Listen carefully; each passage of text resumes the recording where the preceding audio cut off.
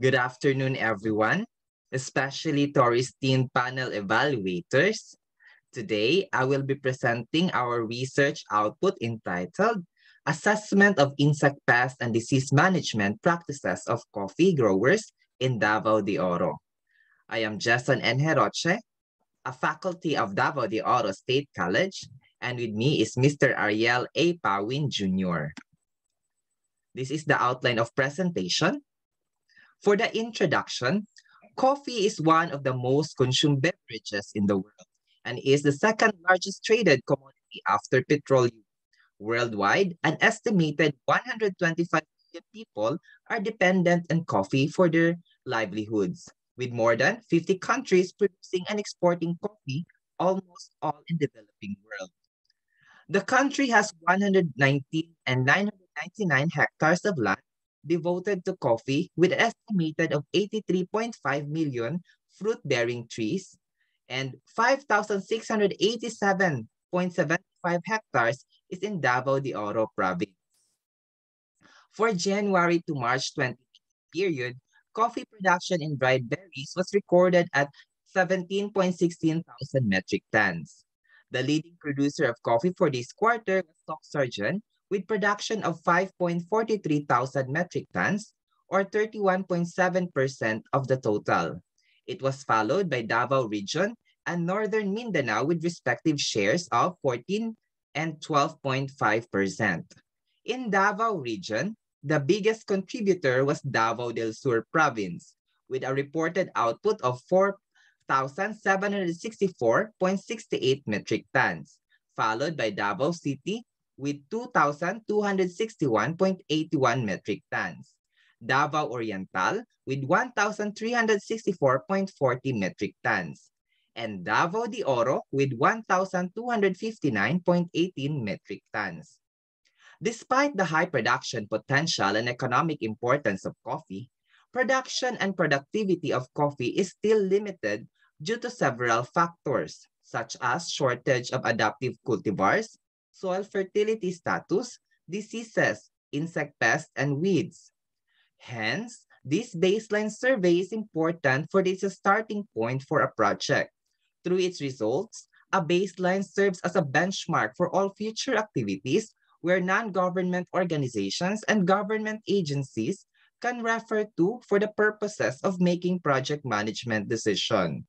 For the objectives, first is to determine the socio-demographic profile of coffee farmers in Davao de Oro province, and second, to assess the pest and disease incidence and severity as well as the management practices of coffee farmers in Davao de Oro. For the methodology, first, selection of the study area. Second, courtesy call for province, municipal, and barangay. Third, briefing of enumerators. Fourth, one-on-one interview with farmers.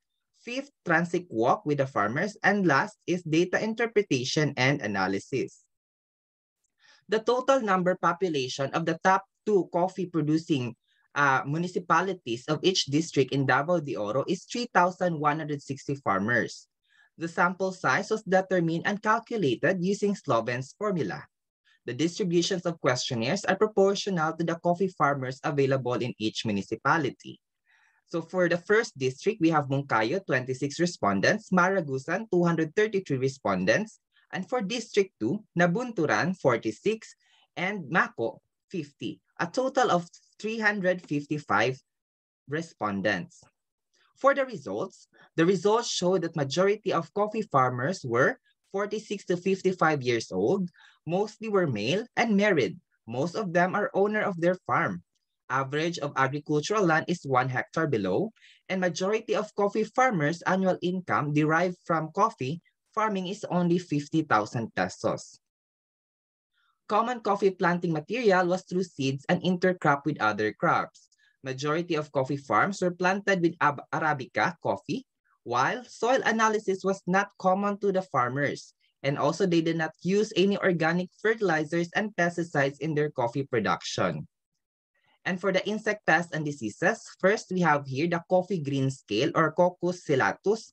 For the local name, pilit-pilit. For the management practices, they take no action, most of them, and some of them take chemical control. Next is the coffee berry borer. Hypothenemus hempei, or local name borer. So most of them or majority of them take no action. And next is chemical control. Another is coffee mealybugs, Planococcus lilacinus, or puti-puti in local name. So they take no action, majority of them, followed by chemical control, and next is cultural control. For the diseases, we have coffee rust, Hemilia bastatrix, or for local name, taya. They take no action, and some of them use chemical control. And for next is coffee berry disease, or Colitotrichum kahaway, or laya in their local name. So they take, majority of them take no action, and some of them take cultural control and chemical control. These are the images of the damages caused by the insect pest for the coffee berry borer, coffee mealybug, and coffee green scale. Another is the leaf infections. We have here the coffee leaf rust and the coffee berry diseases. For the SWOT analysis, for the strength, soil texture of coffee farms in the province are suitable for coffee production. Coffee farmers are also more than 10 years of coffee farming experience. For the weaknesses, government agencies' technical information dissemination on coffee farming is limited. Low yield is a result of old trees, poor farm practices as manifested by limited knowledge on appropriate coffee technology of farmers. Aged farmers and lack of equipment, inadequate post-harvest facilities. Likewise, there's a limited access to certified planting materials and information education and communication materials on nursery establishment and proper seedling handling. There's also limited access and application of fertilizers and biological control due to high cost and poor farm-to-market roads, increased logistics cost. For the opportunities, there is a growing demand of coffee that provides an opportunity for farmers to increase their production. Farmers can be organized into association or cooperative. For the threats, the infestation of 4 insect pests and diseases of coffee such as coffee berry borer, coffee mealybug, coffee green scale, and coffee leaf rust that causes yield loss to the farmers of Compostela Valley or Davao de Oro. For the conclusion, there are 3 insect pests attacking coffee farms in the Compostela Valley or now Davao de Oro. We have the berry borer, mealybug, and green scale. And for the diseases, we have the coffee leaf rust and coffee berry disease. Majority of the farmers take no action to control their insect pests and diseases in their coffee farms, while some of the farmers uses chemical and cultural control for their pest management. Other control strategies such as use of biological control agent, physical and mechanical control were not implemented in coffee farmers in Davao de Oro. Another recommendation is the conduct of trainings related to coffee production, especially in insect pest and disease management practices, fertilization, and propagation.